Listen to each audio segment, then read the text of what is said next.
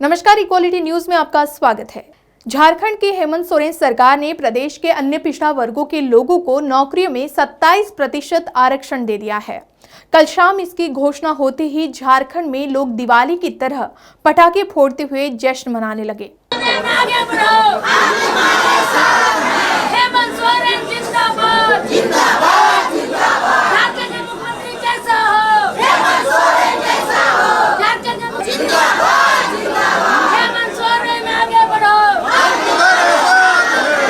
आपको बता दें कि सोरेन सरकार ने अपने घोषणा पत्र में ही इसका जिक्र कर रखा था और जब जब सोरेन इस विषय पर काम आगे बढ़ाते, केंद्र की बीजेपी सरकार उनके खिलाफ कोई न कोई मामला खोलकर इसे रोकने का हर संभव प्रयास करती।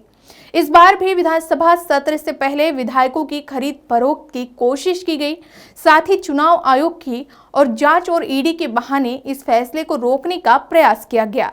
तब सोरेन ने फिल्मी अंदाज में कहा था, झुकेगा नहीं, और खुद विश्वास मत लाकर ये साबित कर दिया कि उनकी सरकार मजबूत इरादे लेकर आई है। इसी दौरान झारखंड सरकार ने राज्य के कर्मचारियों को पुरानी पेंशन का तोहफा भी दिया है। 2004 में केंद्र की अटल बिहारी की बीजेपी सरकार ने सरकारी कर्मचारियों की पेंशन खत्म कर दी थी। अब झारखंड की सोरेन सरकार ने 2004 से पहले वाली पेंशन योजना को राज्य में लागू करने के साथ 27% ओबीसी आरक्षण लागू कर मास्टर स्ट्रोक लगा दिया है। सोरेन के इस दाव से झारखंड की राजनीति में जहां बीजेपी हाशिए पर चली गई, वहीं सोरेन मजबूत होते नजर आती है। अपने बैकडोर से अपने चहेते लोगों को, अपने समर्थक लोगों को सड़कों पर उतार दिया। खतियान आधारित नियोजन नीति बनाओ। आप बताओ, अगर आप कानून के जानकार हो, खतियान के आधार पर कभी भी नियोजन नीति नहीं बन सकता।